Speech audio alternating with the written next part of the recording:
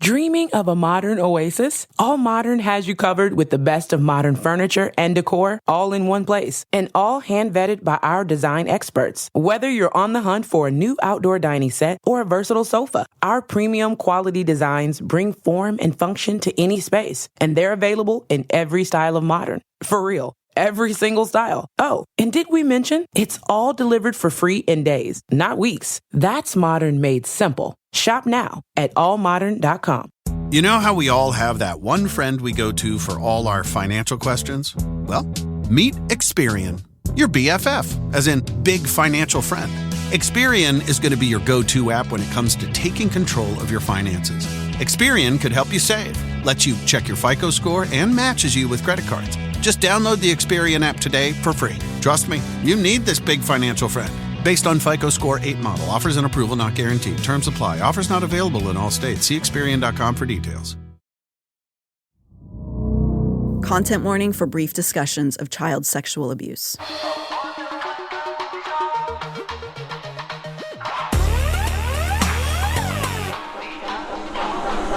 Someplace underneath.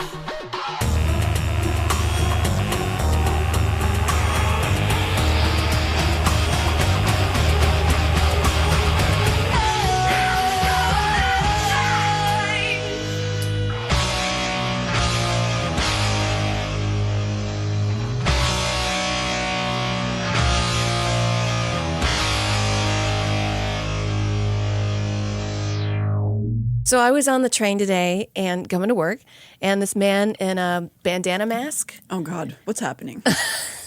Okay. I got really scared because, a lot of masks have been, like, not outlawed, but, like, you can't go to protests in a mask, but, like, ICE can wear masks. And they sure can. They sure can. And I read a Reddit thread about how there's fake ICE in Hollywood, and these are just people. And I try to tell people, hey, have your feelings about ICE. I really hate them, but do you know that people are impersonating them and just kidnapping people? Or even ICE will not acknowledge whether or not they are agents. So they might be real. We have no way of knowing. Just a random guy in a mask. Just guys. And also a lot of unmarked cars with just dudes coming out. What could go wrong there? What could go wrong there? I mean, even if you were a part of an organization doing that shit, or a legal organization, that's still bad, but I digress. But he just kept staring and staring, and I had to assess him, and I was like, am I going to have to, like, fight this man? He was small, thank God. I've fought men that tiny before. Ugh. I could throw him, I know, but if it was a bigger guy or a woman that trained, I would have to run. And I know you could be like, just get a car, but that doesn't solve the problem. No, of course not. No, No, I'm so sorry. That's terrifying. Just beady eyed, just staring in this mask and like pretty close and just like, and I look pretty good today, I'll be honest. And I'm like, oh, do I need to start like... You look very pretty. Thank you. You can't tell if it's a sexual threat or an immigration threat. Or maybe both. Or maybe both. Welcome to Some Blizzard Underneath. I'm Riley Jean. I'm Amber Nelson. That is mortifying. It's awful. That scares the shit out of me, Amber. Yeah. And you look around and like so many incidents happen to women. There was a woman that was raped on the train a year ago. People filmed it. Here? No, not here. I think it was in London. They filmed it. No one stepped in. That's so upsetting. No I think there are many situations in which that wouldn't happen. I will say I think there are a lot of times citizens get activated. That's awful that those people just filmed it and didn't stop it. Never do that. I'm sorry, but if you're in that situation, try to do something to stop it. I know it's scary, but you can't just watch somebody be raped. You can't. No, even like call for help. Scream. Nothing. Scream. Anything. Hit the emergency pull tab thing, something. Nothing. And there was a woman that was speaking of like, conservative values, which we're going to be talking today in politics. So there's a woman in a town hall meeting who stood up and said, hey, I don't like these laws that you're going through, that you're promoting right now. And then masked men with no clarification pulled her out. No one did anything. So this culture of this conservative culture just teaches you submission at all costs. Definitely. And no one cares until it's going to happen to you and your family. You should care before then, but even if you don't, you should care now because, like you just said, there's no kind of person. There's no demographic that's safe from this kind of behavior. No. There And when you isn't. have a religion that's like only a few select people get to go to heaven and you get a pass and you get this anointing and a second anointing and it doesn't happen to you, then you get carte blanche to just do whatever you want. It's definitely not a healthy mental space to be in. It's definitely not something I think we should be supporting culturally or acting like it's fine.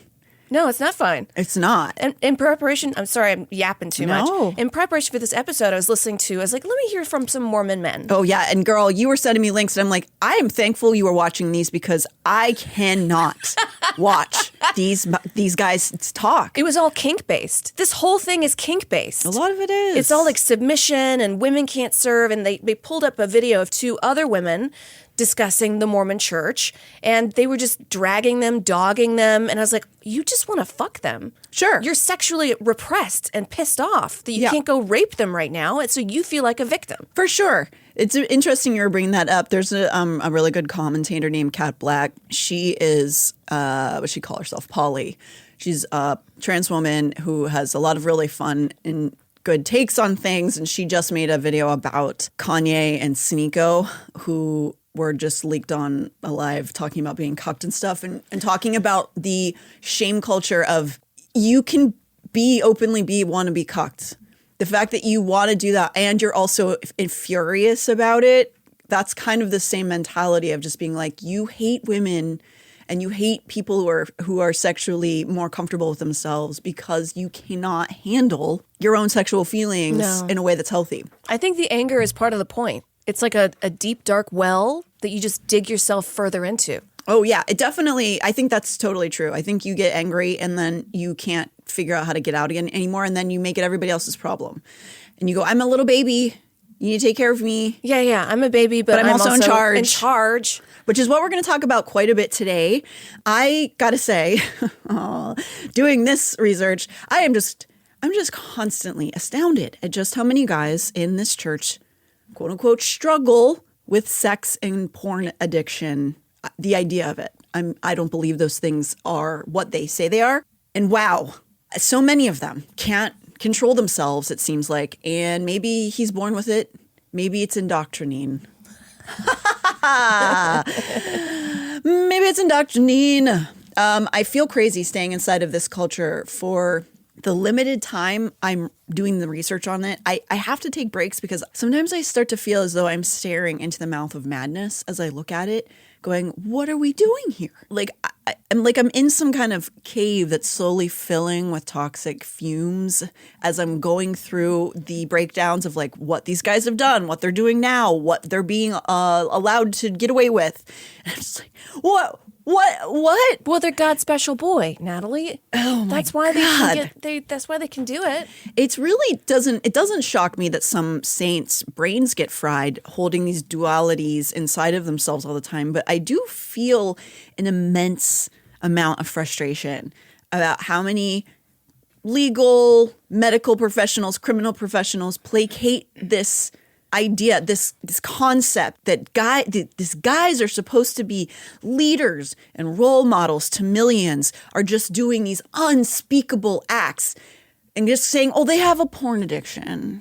That's why they hurt those kids. They have a porn addiction, but they should still be in charge of stuff. They still have to make all the laws. We hold them in this position by people who aren't even in the church, people outside of the LDS church who also have this same mentality of being like, men can't control themselves.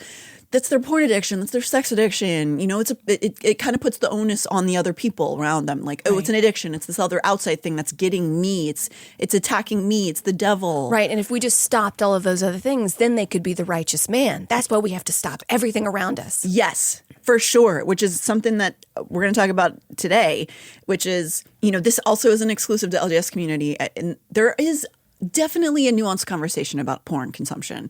I think that is an important conversation for all of us to have. And our society is affected by porn consumption and the access to it and the lack of ethics in the porn world. Yeah. But the way that these dudes can almost use it as a cudgel or a barrier against anything they do is accepted societally. And I have to say, I'm sorry that I have to say this because of what we're going to talk about today, partly. Please consider the idea that people do not sexually assault children because they watch pornography. That is the premise of what we're seeing over and over again. And since we're talking politics today, I really would like to mention there was an arrest of a lawmaker recently by the name of R.J. May. He was, if you're not familiar with him, he was named Legislator of the Year in 2023 by Moms for Liberty, if that gives you an idea of his ideology. Right. His charges, these are very recent to this recording, involved the trading of hundreds of files of CSAM of very young children. And he would go on all of the Signal and all of the ones they all use. And his handle, I kid you not, was Joe Biden 69. Oh, God. So Moms for Liberty were like, this is a good guy? They didn't know about these charges because they just happened, but he was just given this award in 2023 because of the way he talks about gay people and how mad he is about drag queens. And he does all the talking points. Of course. So he was trading CSAM under the handle Joe Biden 69. He was alleged to have traveled to Colombia thrice to hire child slaves to SA. Oh, if only Tim Ballard would have been there to stop it. I'm not making a joke about that suffering, those children suffering. I'm beyond gobsmacked at this point by these men. I bring it up not because RJ May was LDS. He's not. He's some flavor of Christian.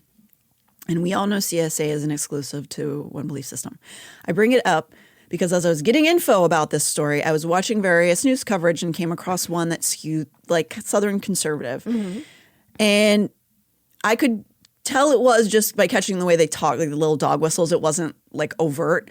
And to their credit, they were not denying what this man did, who I'm sure they were very supportive of him before this. They were talking about like how horrible it was. But the talking head guy on the news was going on and on about how we need to stop this, protect our children. And RJ's state, the great state of South Carolina, is taking a good step by they're trying to ban pornography. When you start like banning porn, what is considered porn? You know, we could start with like, let's take a little dive on this. Like, yeah, you could be like, all right, we'll ban OnlyFans. But then what's next? My arm showing? Well, my wrist? Absolutely. Me on the subway today? Like, oh, she incited thoughts. She's a pornographer. Sure. I mean, you do look, you're very beautiful. And I do think you should really consider what you're doing to men. Causing them to stumble. You are. But if we believe in God, God gave me a great set of tits. That's very true. That's a good defense. And Your Honor, ding ding. I have now completely turned around. Tits out. Okay? No, when I heard this guy say that, I actually like audibly screamed so loud I scared my dogs in the house. I have to say this again. Pornography is not a gateway to raping children. See the comments under these kind of like these videos when these news stories come out, and you see it over and over. It's the porn's the gateway, and once you get a taste of that CSAM, you just get addicted to it.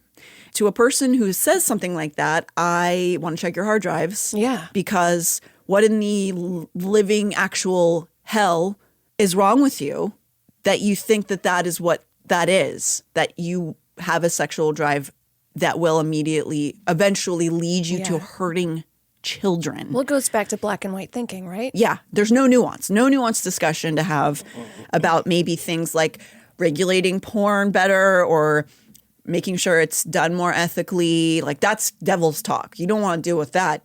You say, hey, essentially what they're saying is we all want to do it. We all want it.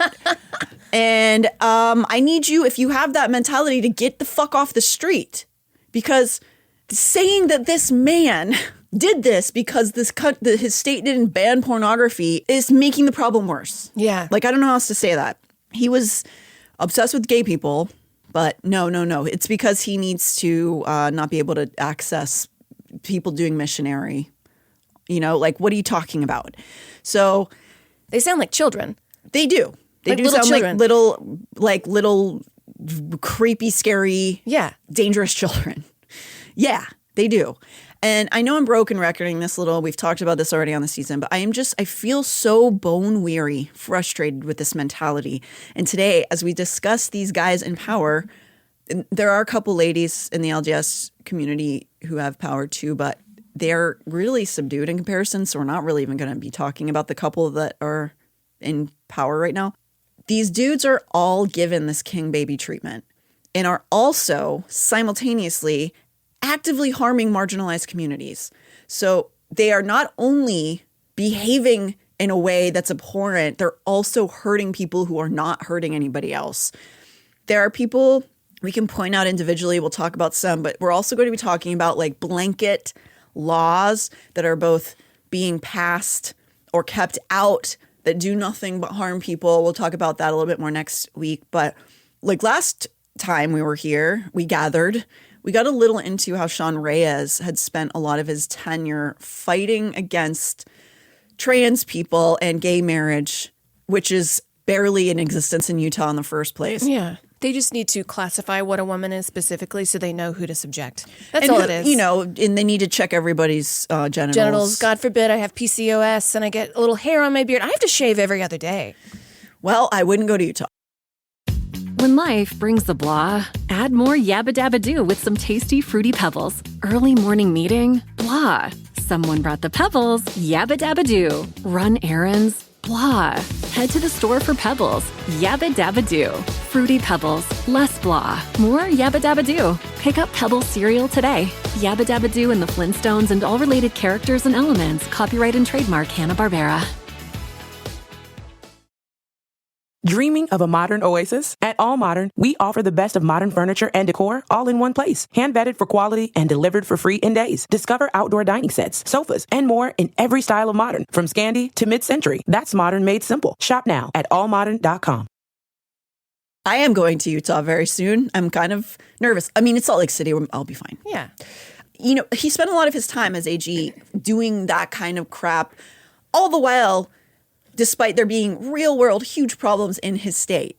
He was just focused on this other bullshit, the news talking point stuff, I guess to keep himself in the good graces of like the angry people.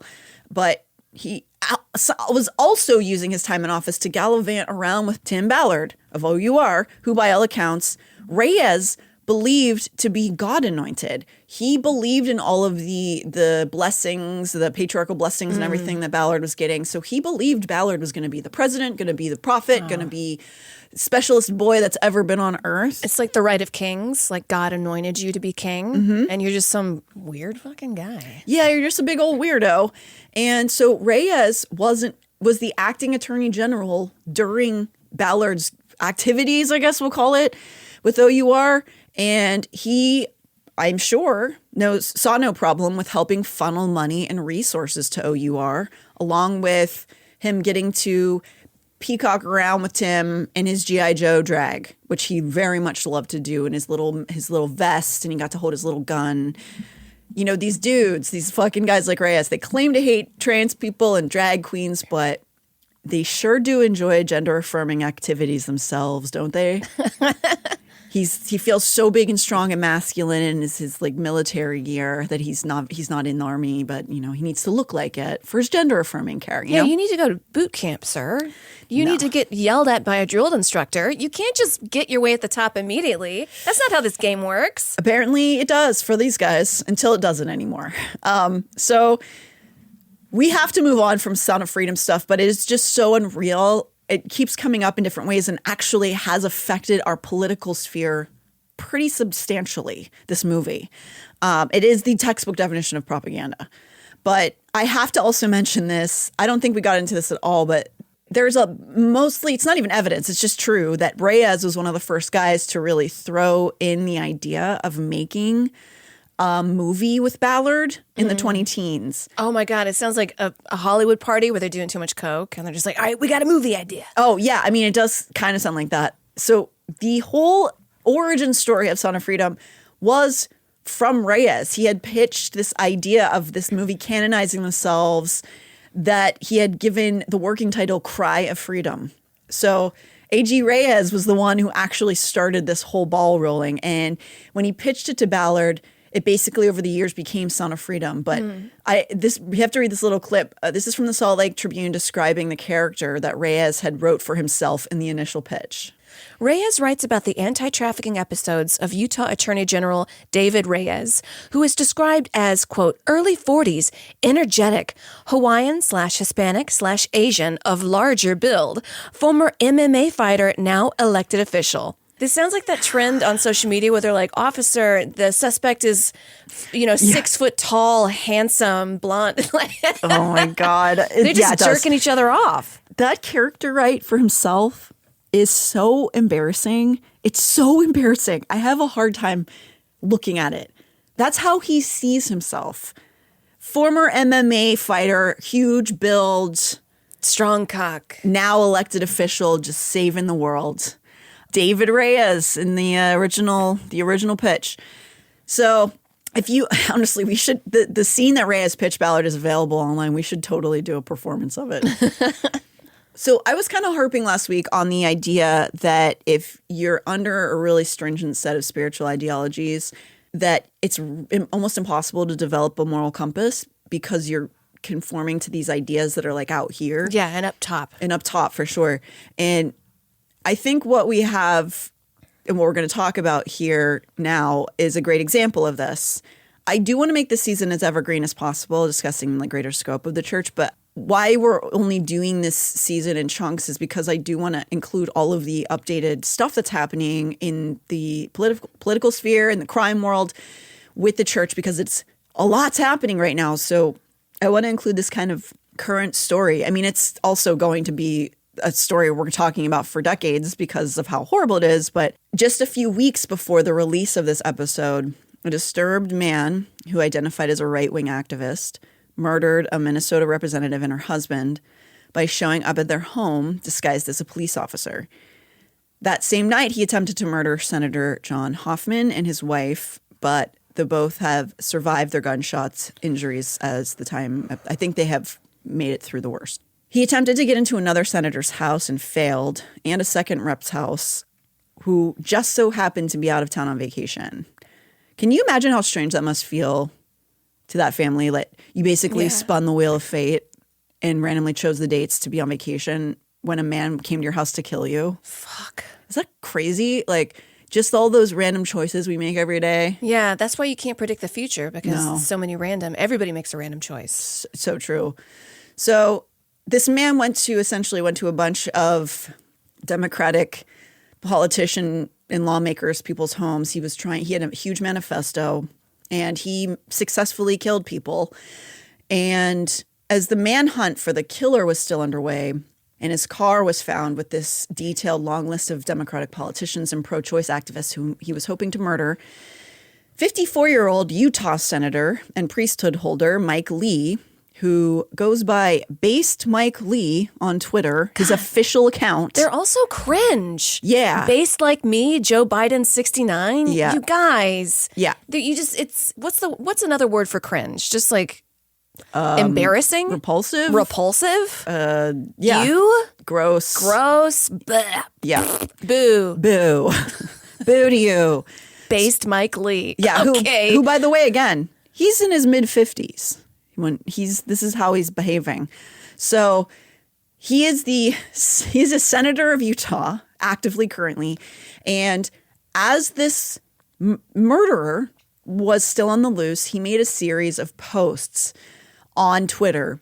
The one most shared was his hilarious joke showing a screenshot of the murderer from like the ring cam footage moments before he unloaded dozens of bullets from an AK into people, killing them. By the way, this man, when these tweets were put out, he was still on the loose, anti-public threat. He was trying to kill mass amounts of people. And this is Mike Lee. What he decided to do is take this to Twitter and make the joke with the caption, "Nightmare on Waltz Street," which is regarding Tim Waltz, who is the governor of Minnesota and was also in the running for vice president last election. So these people have just been murdered. The killer is on the loose. He is attempting to kill multiple people. And Mike Lee, the LDS priesthood holder / senator, is making a series of jokes of pushing these ideas that we'll talk about a little bit. But Mike Lee himself is a self-professed, quote, dank meme lover. God. Yeah. Ew. Yeah. As a red-pilled 50-something elder edgelord, I guess he wants to impress the middle-aged kids who sit at the cool table in the saddest high school on earth with his epicness. I guess that, high school is Twitter. He is obsessed with Elon. There have been a bunch of articles that have come out. He tweeted something like 10,000 tweets, one of the most recent years. Sidebar, what do you think is sadder? Elon trying to impress 20-year-old boys or Mike Lee so desperate to get a fist bump from another 54-year-old man that he's willing to mock people whose blood hasn't even cooled? Like, which one is sadder? I don't know. They're both performative masculinity, I think. Yeah. I only say this because I had a very good father whom I don't think he'd be doing any of this.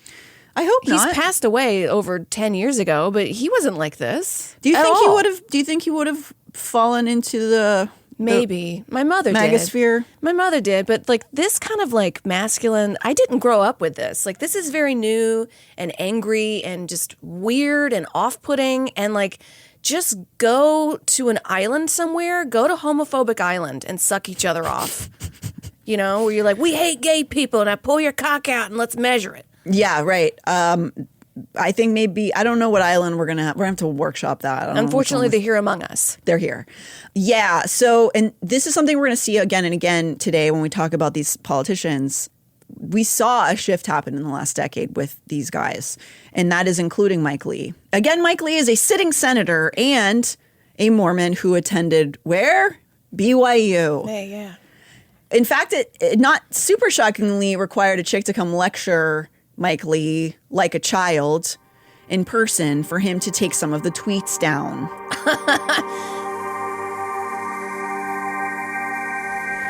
I chased him down into a room where the Republicans were about to have a caucus meeting and pulled him out. And I told him, I said, I want you to know what you did is you put a picture of the man who killed my friend.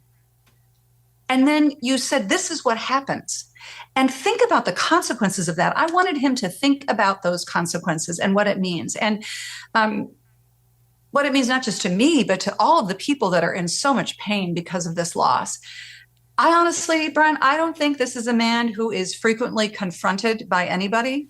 And I will tell you, he seemed a little shocked to have anybody challenging him, let alone one of his colleagues. But I think it's so called on. We need to speak directly to one another in this moment about the impact of what people are saying and doing. She's very interesting, that woman. She went and she basically says the truth that man has become completely radicalized by the internet, by Twitter, and he doesn't think of people as people anymore. Right. And he looked like sheepish, like a little kid when she came and like talked to him. Like those were her friends. My friends were I was with them hours before this. They were just murdered in their home while they were trying to go to sleep, and you're mocking this and acting like it's this funny internet thing. God, yeah, the people that talk the biggest game have no physical prowess to back it up. They're sheepish little lonely people. But even if he had the prowess or whatever, what are you going to say about this?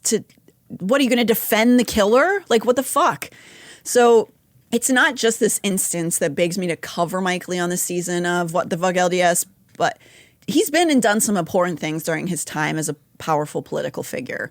Well, he was this kind of Romney-type saint, like a lot of them are when they first come into politics. He has since gone full red pill, hence his based Twitter handle. And he actually was like very anti-Trump in the first election like a decade ago. And he has fully gone the other direction. And he compares Trump to a Book of Mormon heroic figure named Captain Moroni. Not to be mistaken for the angel Moroni. I think they're different. But he says that Trump seeks not the praise of the world and wants only the well-being and peace of the American people. In several Pew posts over the course of a couple years around 2020, roughly 63% of men in the LDS church approved of Trump's anti-Riz. I call it anti-Riz, but they didn't like 63% of LDS men approved of it, liked Trump's rhetoric and is sort of like... He's a man of the people. Yeah, He's totally. a man of the people. Yeah, very much so. He's from a multi-millionaire. He's man of the people. Whatever. He does eat garbage food. I mean, I guess that's the closest thing. That was according to a Salt Lake Tribune article. Much like Sean Reyes, Mike Lee was very enthusiastic about trying to dismantle the 2020 election and perpetuated conspiracies online. Even if he slightly backpedaled or whatever, he voted to certify the presidency, but he was quietly and still continues to agree to just not accept reality when he puts out harmful discourse, untruthful discourse to millions of LDS members, and it does not impress me much. And in fact, a couple years into the January 6th investigations, it was released to the public that more than 100 texts between Mike Lee and Rep. Chip Roy were sent between the 2020 election and January 6th to the then White House Chief of Staff, Mark Meadows. In the election's immediate aftermath, both Lee and Roy encouraged Trump and his aides to overturn the results. This is from Washington Post. So he was big into the stop the steal bullshit, and he continues to triple down on that still. Like, some of these guys refuse to acknowledge that was garbage, even though it has been proven 1,000 times over. Yeah. It's edgelord shit. It's still doing edgelord shit like it doesn't actually matter. And it does. That's why the National Guard is here, is because they think that liberals are going to do what they did, which is storm the Capitol. Yeah. And also and we didn't. They think this is a funny joke because they're completely detached from reality. Like, they think that this is just more fun games. Like, the way that the rhetoric has changed into these dudes talking about stuff in memes. People talk about Gen Z being like unable to get off, iPad babies and stuff. These guys are the ones whose brains are rotted. Yeah. They cannot conceive real world stuff anymore. They're just on their phone all day and they don't know how to manage it. Again, King Baby. I don't know. I'm just on the internet. I don't know. Mom. I don't understand. Make me dino nuggets, Mom. Oh, no. Dino nuggets. We all belong outside. We're drawn to nature, whether it's the recorded sounds of the ocean we doze off to, or the succulents that adorn our homes. Nature makes all of our lives, well, better. Despite all this, we often go about our busy lives removed from it. But the outdoors is closer than we realize. With All Trails, you can discover trails nearby and explore confidently. With offline maps and on-trail navigation, download the free app today. Create an oasis with Thuma, a modern design company that specializes in furniture and home goods. By stripping away everything but the essential, Thuma makes elevated beds with premium materials and intentional details. Using the technique of Japanese joinery, pieces are crafted from solid wood and precision cut for a silent, stable foundation. Assembly takes just 5-ish minutes with no tools required. To get $100 towards your first bed purchase, go to thuma.co/Pandora. That's THUMA.co/Pandora. So while Mike Lee might be a servant to Utah, yeah, right, he's not, whatever. He's causing much greater impact on the country's sociopolitical landscape and is completely content in spreading complete and utter bullshit. In fact, opposite day information all the time on his infantile Twitter presence. The op-ed piece I just quoted from also fairly points out that after this information was released about him being involved with the Stop the Steal, no one ever really pressed him about it. He never faced consequences for it. No one really even called him out in the media. And I think that there are probably several reasons for this. And one is that we're just so thrown into a sea of chaos since 2015. Who can be bothered with some state senator trying to overthrow an election when there are people sitting next to the president every day who are still just, I don't know, dismantling everything piece by piece. So, the senator tried to overthrow an election, like, get in line, I guess. So there's that. And I would suggest that maybe because he is perceived as this, like, religious guy in his little buttoned up shirts and his nice little haircut, that he's kind of dismissed as not being harmful. He's just like, he's like a little dork. Don't worry about what he says. He's just he said he's sorry. He has a haircut. It's like he looks like he showers. Yeah. That's really cool. And he has a little book he carries around. He Book says of Mormon. Faith, family, freedom. He says that. He says it. Faith, family, freedom. Why are you guys getting all upset about this? I don't know why everybody's getting so upset I guess it's just because they don't like Christians. No, they don't. And we're victims. They're making us victims. Yes. So in his expression of hilarious commentary about the murders of U.S. politicians, he did actually receive some backlash from both parties to the point where he did take some of those tweets down. But I do think it was really that woman shaming him as a human being. Like, hey, do you remember you used to be a person to some extent? Like, even if you believed in crazy stuff in your church, do you remember how you used to like interact with other people in their eyeballs and stuff? You remember that? And he kind of went like, I don't know, man, whatever. So he did. And I don't know if it was because of pressure from other places, but he took some of, but not all of it. I mean, he had like retweeted libs of TikTok. Like he had retweeted her when she was perpetuating the false narrative that the murderer was a leftist, like radical, which is insane. He was openly a Trump supporter. There is mountains of evidence that he was extremely red-pilled, and all of the people he wanted to kill were liberal and pro-choice people. They just, like, you don't even need to have reality anymore. Like, she just says stuff, and then that fucking guy retweeted it, a senator. Yeah. It's insane. So I saw, and this is a little off kilter, but back when I was on Twitter, I saw this post because I would kind of check in on the far right. And this guy says, here's a GoFundMe because he was just trying to defend his family and the cops took him away. He was just trying to defend his family. And everybody in the comments were like, family first. Why are the cops taking away people who just want to defend their family? And I was like, let me look into this guy. He tried to shoot up a drag show. Oh. Like, what the fuck? What are we even doing here? Yeah. You just say faith, family, freedom, and then, like, what? You can just go commit mass murder against other people? I guess so. It happens in the Bible, so I guess it's fine. So I also just want to give you the name of a few other, there are many Utah politicians in office and who are gone. Senators, representatives, all kinds of different guys. There's many I'm not going to mention because it would take all day. Most of them are much more in the camp of MAGA now. Some still are sort of the Romney-esque kind of guys who are people I don't agree with, but are like civilized by comparison. Right. They're not based Mike Lee. Right. But most of them have kind of transitioned into this other thing.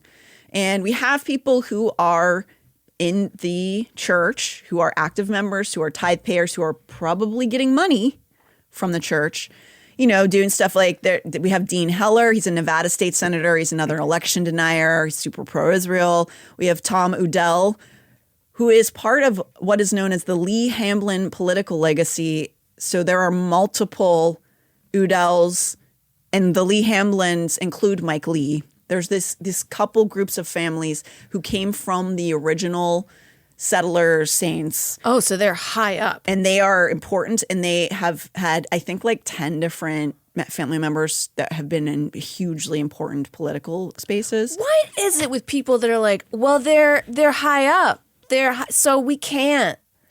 They're high up though. It's just it's all like human fabrication of like hierarchy. Do you enjoy the taste of boot in your mouth? Yes. You fucking coward. Oh, they do. It's important, I think, to talk about politicians like a guy named, his name's Mike Crapo, which is just unfortunate.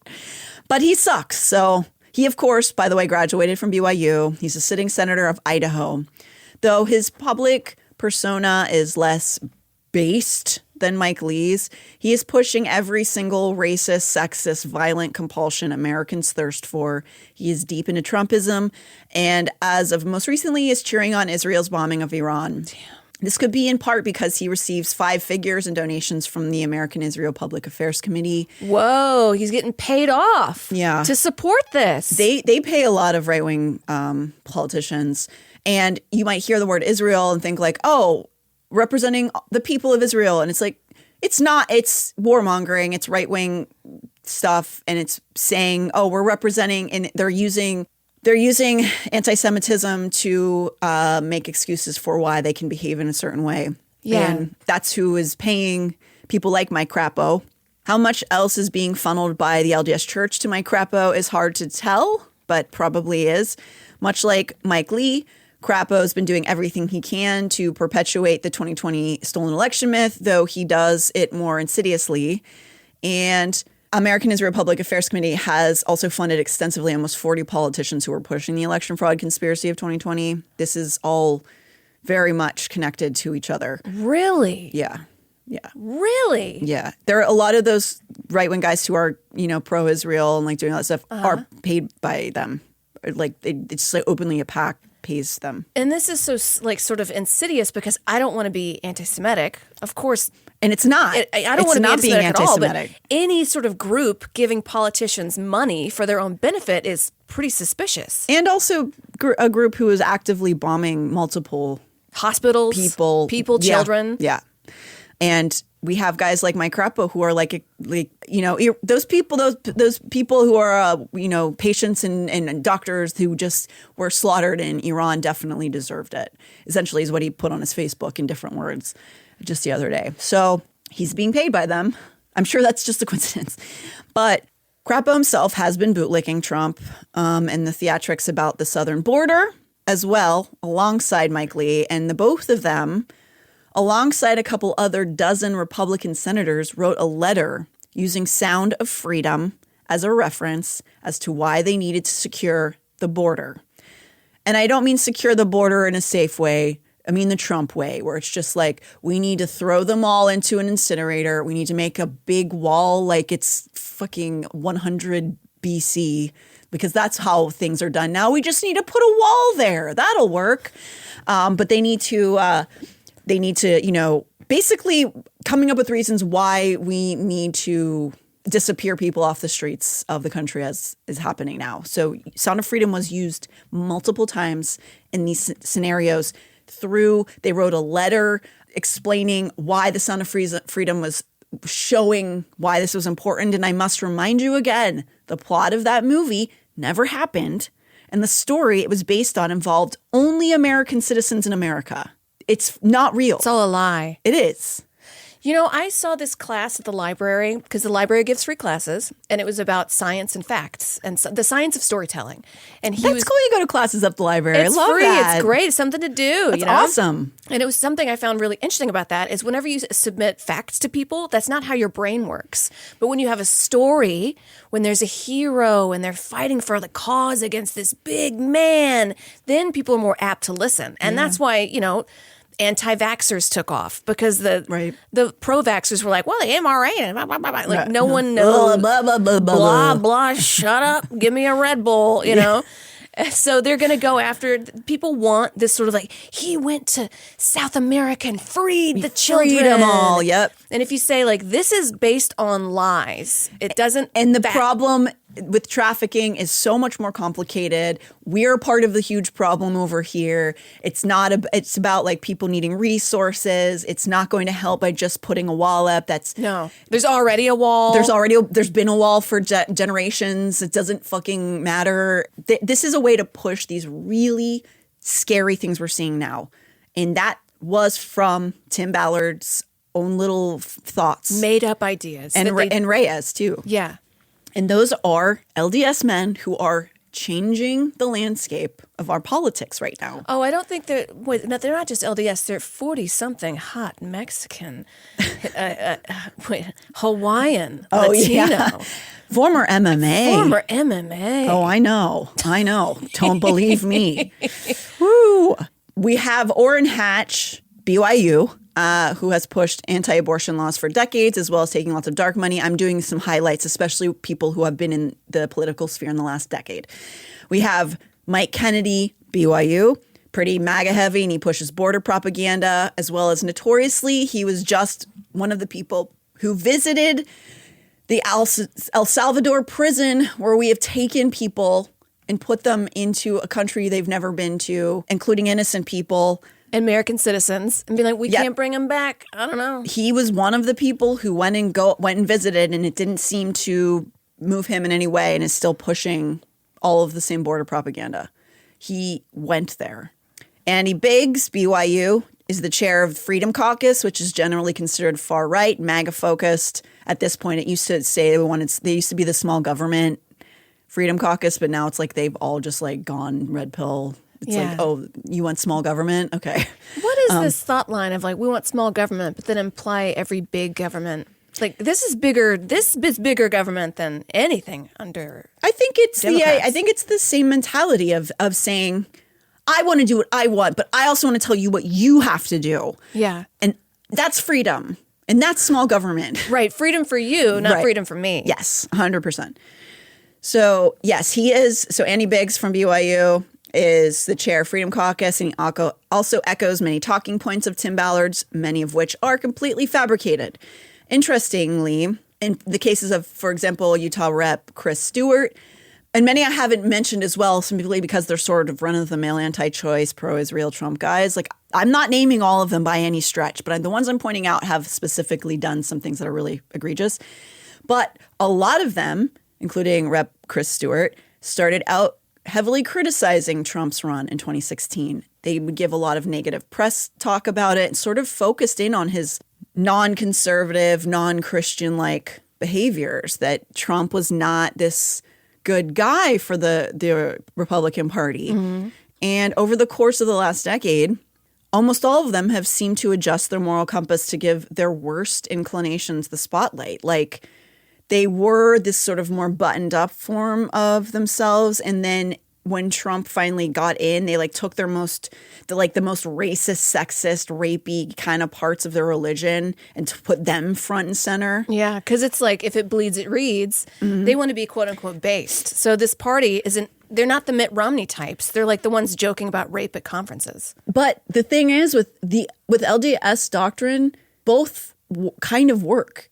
We'll hear from Alyssa Grenfell in a little bit, but she talks about these sort of different facets of the church in the full interview we did with her. And she talks about how there's this sort of Botox Mormon, and then there's the prepper Mormon. And this is the same thing where you can be this sort of clean cut, buttoned up thing you're supposed to be, but the basis of the religion is also filled with weird child sex, polygamy, kind of like extremely racist. And so it's like the guys who are LDS, that part of their lizard brain that had been conditioned by LDS, when Trump finally came in, they're like, oh, actually, this is our shit, man. This is actually our shit. We thought you were bad because you like mess around on your wives and stuff, but like actually we're saying the same thing. And they kind of leaned into it and were like, yeah, actually I am based.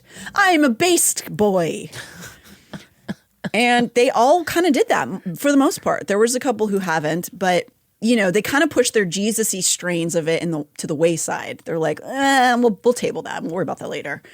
So a lot of them also, I'm sorry, seem dumb. And maybe that's by choice. Maybe they're willfully dumb.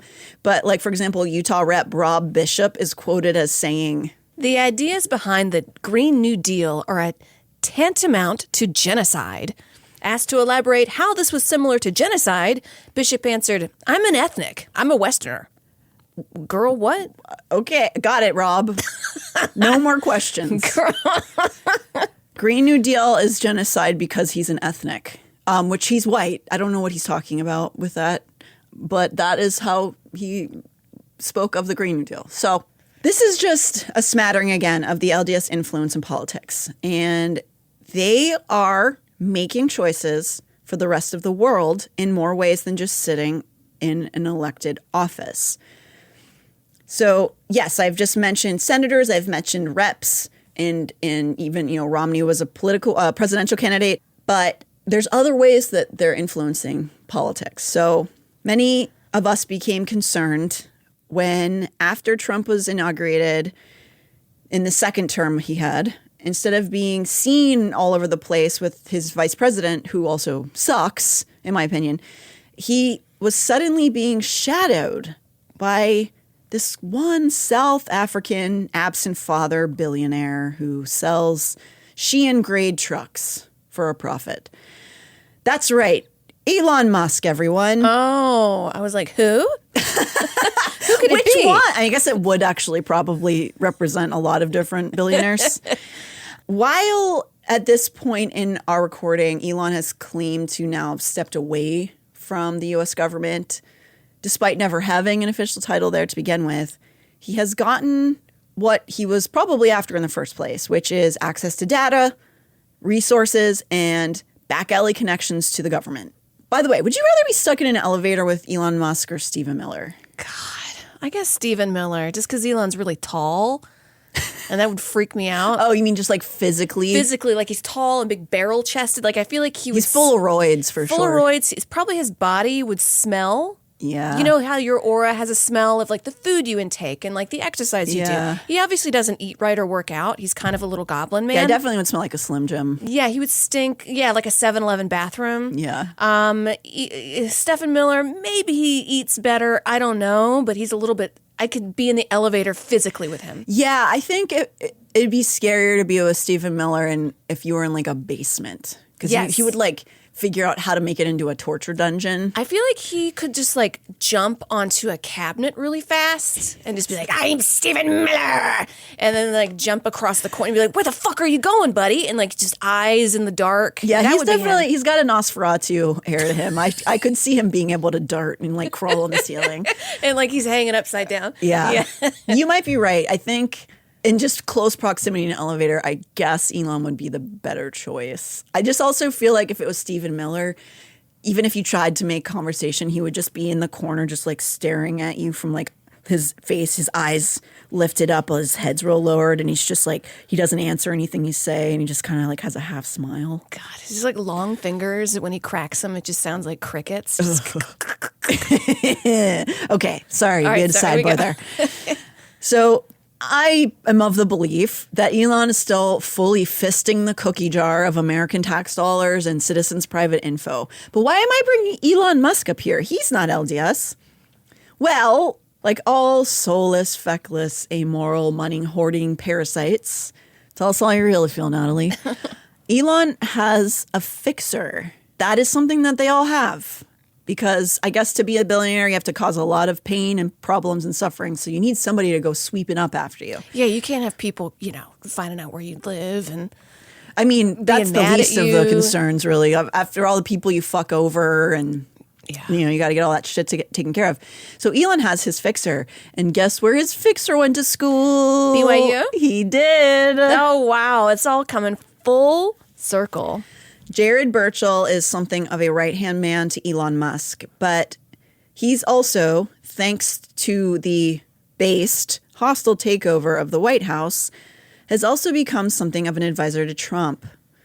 My first reaction of learning of Jared Burchell was to panic because he's listed as the CEO of Neuralink. God, and that's the thing. They put the chips in the monkeys' brains, and the monkeys all like bash their head against the wall or something. Those are supposed to go into our brains, like they're testing them to go into our brains.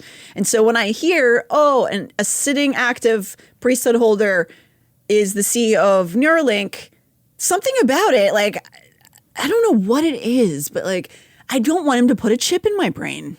I don't know. Because the party of like submission and all thinking alike is so mad that everybody isn't behaving exactly in line. It's terrifying. Yes. Get a little chip in me, take away my thoughts, just like a lobotomy for everybody. Yeah.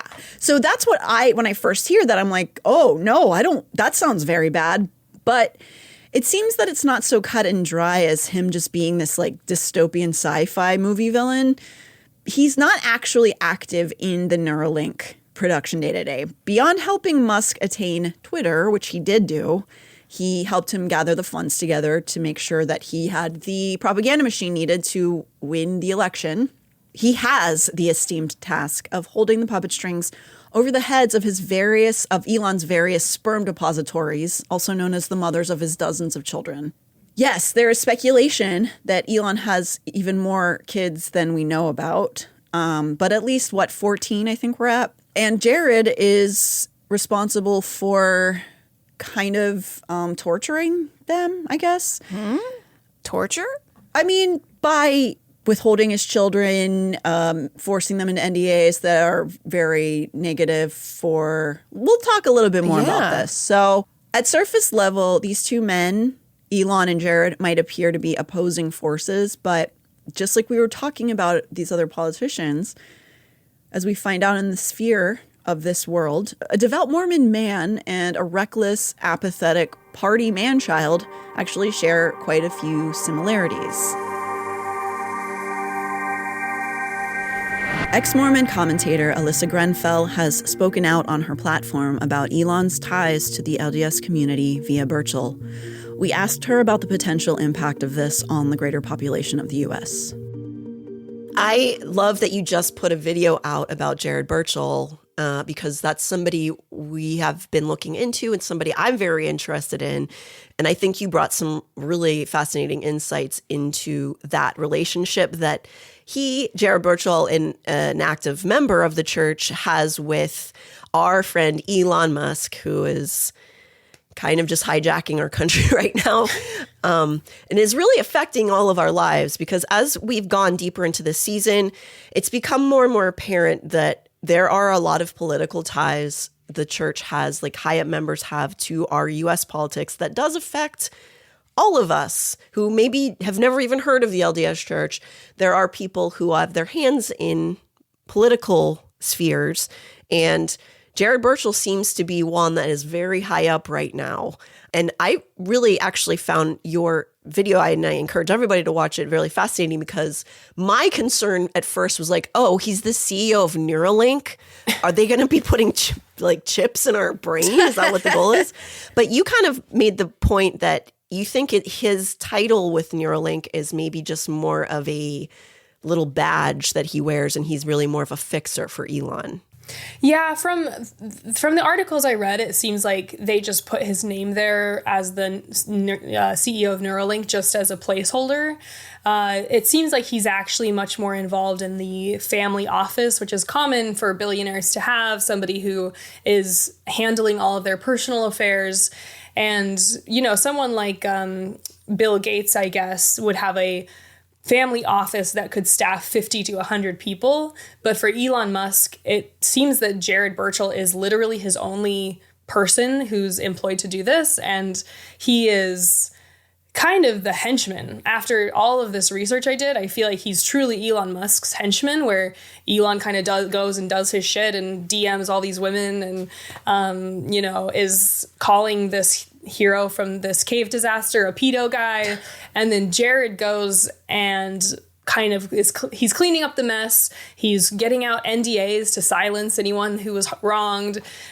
He's systematically working behind the scenes to get Elon's money where it needs to be. And so I think that he seems quite nefarious, in my opinion, after doing all of my research on him, in also just the number of pots he's putting his hands in. Have you ever found any evidence that he is connected to the Ensign Peak people? I'm curious how the two of them first connected. Do you have any insight into that? So he worked for, I don't have my notes up, but he worked for a large bank. I don't think it was Morgan Stanley, but it was a Morgan Stanley type. Is it Merrill Lynch? Yeah, it was Merrill Lynch, yeah. My sense that I got is that Jared works in finance, which is a very common career for Mormons. Ensign Peak is the Mormon Church's financial arm. I didn't make any clear connection between the two, but I have no doubt that there's very open lines of communication between all these people, because they're all friends. They all serve missions with each other. They, he was in the bishopric. He was in finance. Lots of, the lines of communication here are just a text away, in my opinion. And also, once Elon gets in with Jared Burchell, Elon starts taking on he goes with the bank that Jared used to work for, essentially. And around that same time, the church, something like 100x's its investment into Tesla. So the church had a very small investment into Tesla. Jared Burchell starts working for Elon Musk. And in the years after, the Mormon Church invests so much money into Tesla. So, there's not been anything that's been confirmed as, oh, here's some document that shows that Jared Burchell brokered a deal or suggested to the church to invest in Tesla, which then went on to have a huge stock run. There's nothing like that. So it's all speculation. But in my opinion, the chess pieces on the board are close enough that it seems very plausible. I didn't know the Mormon Church invested in Tesla. Oh, yeah. They have a lot of money and they invest in so many stupid companies. I mean, they invest in all of the main stocks. I mean, Apple, Microsoft. I think that for a while they were invested in Coca-Cola, which is ironic because as a kid I was not allowed to drink anything with caffeine, any soda with caffeine. And they invest in a lot of stocks in companies that have been proven to be immoral and even have aspects of them that are contrary to Mormon doctrine or Mormon teachings. And so they're really, like, if you look in their investment portfolio, they're really just trying to make as much money as they can. They're not scrupulous as far as trying to invest in above board and moral companies. I do really love that the Wall Street LDS guys who work for Ensign Peak call each other bishops while they do the business, because it's just like so dystopian. God, do you think they're just like doing cocaine with the other Wall Street bros, calling each other bishops? Maybe. I guess they're probably snorting Smarties. Right. Yeah, getting their sugar fix in. Yeah, so I assume Jared is that like maybe the New Jersey, New York LDS? I imagine that's where he is. I'm so fascinated by those wards. So he was more California. Oh, really? He grew up. He literally was in a family singing troupe called the Burchell Family Singers, and they toured all over California. And I tried so hard to find clips of that because I'm sure it's hilarious to see this dude that in all these pictures is very buttoned up and a total finance guy that's like singing in his family troupe as a child, but not on Elon Musk's internet. I couldn't find anything. Yeah. No, they definitely scrubbed that. That's so funny. Yeah, anything that would like make him look any like more human, I guess, would be bad. That is such a in some ways it feels like it makes sense. It's almost more fundamentalist LDS what Elon's kind of doing, but it does seem on the other side very hypocritical that the marriage is so important to mainstream LDS and Elon is such a dog that he's helping him do that is really sad, but it's kind of dark. Yeah, I feel like that's why I chose to do that video about Jared Burchell, because, you know, for a Mormon to work for a rich man, okay, like whatever, it's going to happen. But for a Mormon who's working for the world's wealthiest man to then be brokering his polygamous relationships is just it is so Mormon for him to be willing and able and also not have a problem with it. He clearly has no issue with the fact that Elon is impregnating all these women and then he's going and silencing these. It just feels so reminiscent of Joseph Smith to me that, you know, you'd think that a moral and worthy and righteous religious person would say, sorry, you know, manipulating women who just had children, that's just too much for me. But he's clearly leaning in to this responsibility. I don't know if you've seen recently, but Elon has been repeatedly talking about running out of time in the apocalypse. And I do wonder if that's something that he and Jared are discussing. Like, is he listening to doctrine or is he talking about some other horrible thing that he is planning to do? Like, it's so fascinating that he has this right-hand man who is a saint. And then he's now going out and talking about like the end of the world all the time. So yeah, bizarre. I mean, maybe Jared in the back of his mind is like, oh, Elon is Mormon. You know, he's got, you know, he's so close, he'll convert eventually. Maybe he just feels like Elon Musk's life embodies the values of the church. And so he's basically Mormon by proxy. I mean, there was another quote from that Wall Street Journal article that broke the story where he says that he feels like Elon Musk has the biggest target on his back in the world, and it's Jared Burchell's responsibility to protect him. And that really is just like, you know, Joseph Smith and all of his cronies. You know, Porter Rockwell was Joseph Smith's bodyguard. I feel like the reason why it's eerie to me is that it does feel so it feels like an echo of Mormonism to see their relationship and to see that Jared is obviously okay with all of what Elon Musk is doing, and then Elon Musk's what he's doing is represented in the Mormon story. So it just feels too close to just be a coincidence that he's okay with all of this. What if we're on Elon Musk's planet? You know, like, don't right you get now? A planet? Yeah, right now. Like, don't dudes get a planet at the end of times? And like, we're on that one. We're dead and we're living on Elon Musk. Maybe Elon Musk is Jesus Christ. Whoa. Get me off of this planet. Damn it. The idea that they're now so deeply interconnected with the U.S. government at the top level is really terrifying. And a big scary thing that we need to pay attention to. And I'm not trying to fearmonger. I really don't want to get into that realm, but we do have to pay attention to it as members of this society, of our culture, of our country, to not let them just sort of like railroad everything. I mean, Trump literally did a special broadcast just for members of the Mormon Church during his, trying to get elected. He had a special conference that was explicitly for members of the church. He did that for other religious groups too, but it's clear that he sees that Mormons are an important enough constituency that he's going to single them out specifically to say, I represent your interests. And, Mormons, by and large, are voting for him. They're voting Republican. And there's 17 million Mormons. That's in the earth. That's on the planet. But now there are more Mormons than there are Jews. So, I think that is also sad, like in a horrific way because of the Holocaust. But it means that I would say that the average person could tell you a lot more about Judaism than Mormonism. And I think Mormons have operated in the shadows, but are making all these headlines with all of these wild stories, all of this violence and power and insane amounts of money.